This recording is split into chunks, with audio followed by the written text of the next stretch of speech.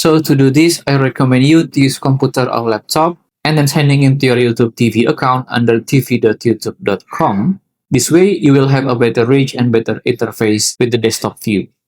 So then on the home page, you want to go to your top right of your screen and then click right here on the search icon. And then at the browse session, you want to click on the news.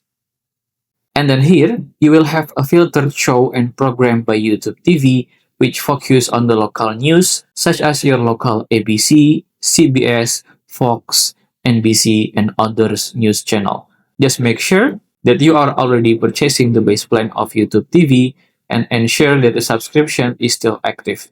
Because generally, you cannot watch the local news without having YouTube TV base plan first. If you still have any question, just comment down below and I will try my best to assist and help you guys. And that's how to watch local news on YouTube TV. If you find this video useful, please consider like and subscribe.